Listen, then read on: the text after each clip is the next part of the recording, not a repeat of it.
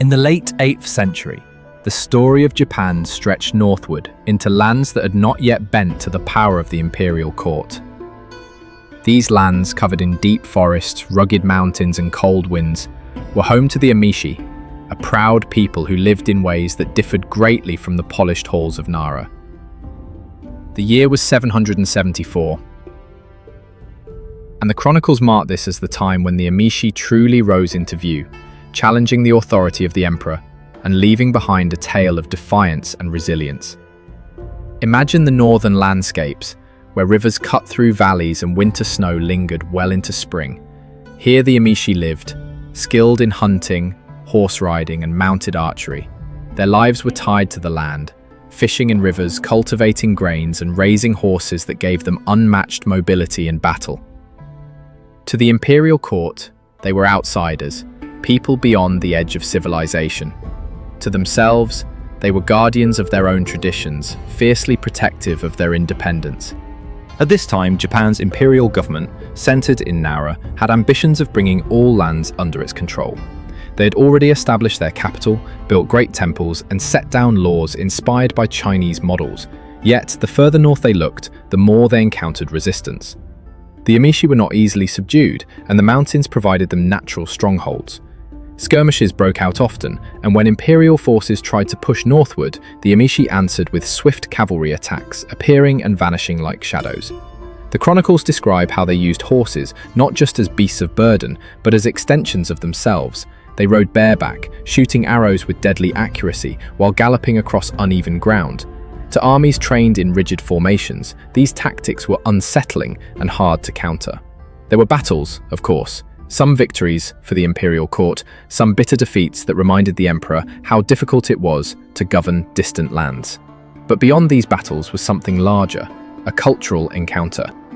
When emissaries from the court arrived in the north, they encountered people who dressed differently, who spoke in unfamiliar tongues, and who held their own rituals. The Emishi worshipped the spirits of the mountains and rivers, just as the people of the south did. Yet they expressed it in ways that seemed foreign to officials from Nara. It was not just a clash of arms, but of worlds. Around 774, the rise of the Emishi became too great to ignore. Leaders among them united their forces, pressing harder against the expanding borders of the court. The imperial government responded by appointing generals and sending armies northward. Castles were built in frontier regions, their wooden walls standing as symbols of imperial will. But castles alone could not conquer the wild terrain, or the people who knew it intimately. To the Emishi, the castles were little more than targets, places to raid and test their strength. And yet, for all the fighting, there was also exchange.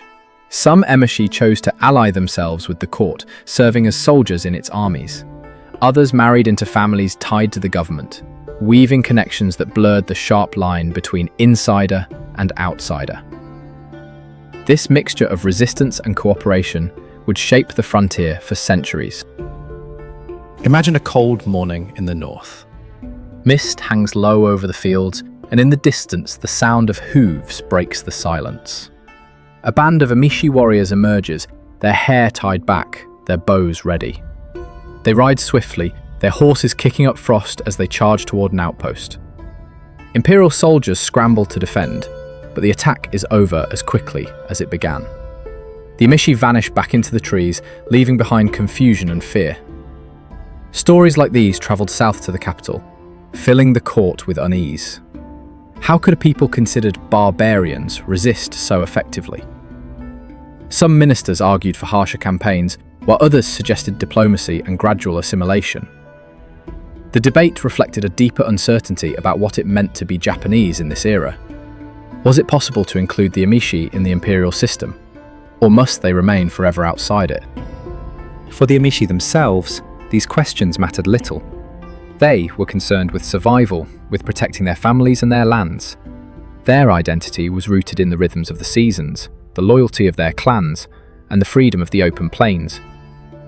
To yield entirely to the emperor was to give up that way of life, and so they resisted with everything they had. Over time, the conflict would shape both sides. The imperial court became more skilled at frontier warfare, building roads and fortifications to support their campaigns. The Emishi, meanwhile, adapted to new weapons and tactics, sometimes even adopting tools from the very enemy they fought. This back and forth was not the story of a single year or a single battle, but of generations caught in struggle and change.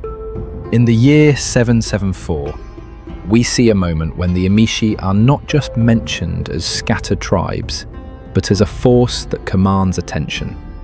They are remembered in the chronicles as fierce horsemen, unpredictable foes, and people unwilling to simply vanish into history.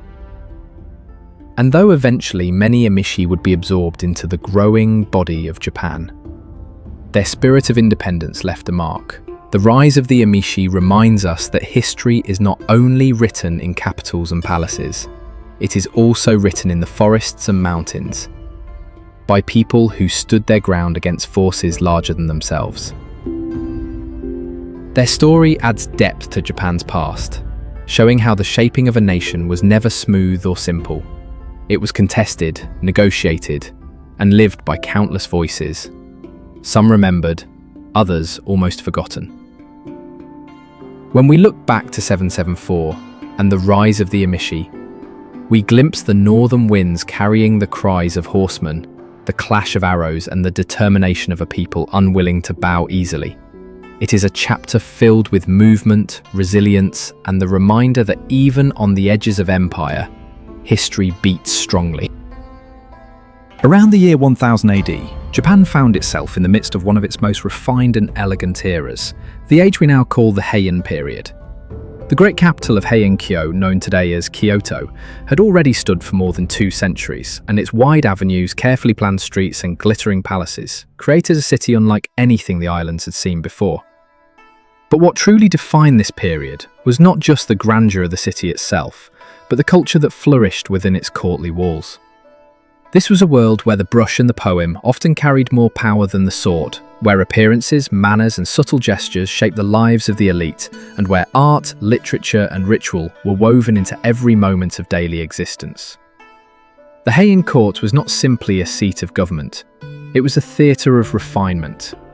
Noble families, especially the Fujiwara clan, dominated the politics of the time, but they did so less through brute force, and more through elegance, influence, and carefully arranged marriages with the imperial family. The emperors themselves often found their power symbolic, overshadowed by the regents and advisors who guided the state. But rather than a weakness, this allowed the court to turn its energy inward, to cultivate an aesthetic life that placed supreme value on grace, sensitivity, and artistic expression. Daily life among the aristocracy revolved around ceremony and beauty. People measured their status not only by rank, but by the quality of their calligraphy, the fragrance of their robes, and the elegance of their poetry. Clothing was layered in rich silks of seasonal colours, carefully chosen to harmonise with nature. A court lady might wear 12 layers of robes, each peeking out at the sleeves and hems, creating a cascade of colour, like a painting come to life. Men, too, followed strict codes of dress, their long flowing robes and tall black caps marking their rank and refinement. To be seen in the wrong colours, or to compose an awkward poem, could be as disastrous to one's reputation as losing a battle. At night, the palace glowed with candlelight and the faint scent of incense. Courtiers gathered for poetry contests where men and women exchanged verses as part of flirtation or rivalry. A single well-placed poem could stir hearts, create alliances, or wound a rival with the sharpness of wit. The Heian elite believed that sensitivity to beauty, whether in words, music, or nature, was a measure of the soul. This was a society where falling blossoms, the sound of a bird's cry, or the fading of autumn leaves could move one to tears. To be unmoved by such things was to be unworthy of true nobility. It was during this golden moment that some of Japan's most enduring literary masterpieces were created. Around the year 1000, a lady-in-waiting named Murasaki Shikibu began to write what is often called the world's first novel, The Tale of Genji. This sprawling work, filled with intricate court romances, heartbreak, and the fleeting beauty of life, painted an intimate portrait of Heian society. It was not simply entertainment, but a mirror reflecting the values of the time, the delicacy of love affairs, the importance of poetry, and the melancholy awareness of impermanence. Alongside her, another lady of the court, Sei Shonagon, wrote The Pillow Book, a witty and sharp-eyed record of daily life, full of observations, lists, and anecdotes that give us a vivid glimpse into the court's elegance and pettiness alike. While literature flourished, so too did the visual and performing arts. Paintings of the time, often in the form of scrolls, depicted scenes from courtly romances, seasonal landscapes, and religious tales, all rendered with flowing lines and subtle colors. Music filled the palace halls, with instruments imported from China, blending into uniquely Japanese melodies. Dance and performance were regular parts of festivals and rituals, combining movement, costume, and rhythm in ways that enchanted audiences. The arts were not a separate realm, but a living part of court life, intertwined with politics, romance, and religion. Religion itself held a central place in Heian culture. Buddhism had by now become deeply rooted in Japan, no longer just a foreign import, but an essential part of aristocratic life. Magnificent temples rose across the land, their golden halls and serene gardens designed to reflect the harmony of the cosmos. At the same time, native Shinto beliefs endured, with rituals honoring the spirits of nature and the kami that dwelled in forests, rivers, and mountains. For the people of the Heian court, these traditions blended seamlessly. A noble might commission a Buddhist sutra to ensure their afterlife, then attend a Shinto festival to pray for good harvests or protection. Spiritual life was as much about beauty and ritual as it was about devotion. Yet beneath this polished surface, the Heian world was also fragile. The aristocracy that lived in refined splendor represented only a small fraction of Japan's population. Beyond the capital's gates, farmers labored in rice fields, soldiers patrolled borders, and local clans continued to wield power in the provinces. For them, the elaborate games of poetry and fashion seemed distant and irrelevant. But within the walls of Heian-kyo, the courtiers believed themselves at the center of the universe, a shining realm of culture that elevated Japan into a new age.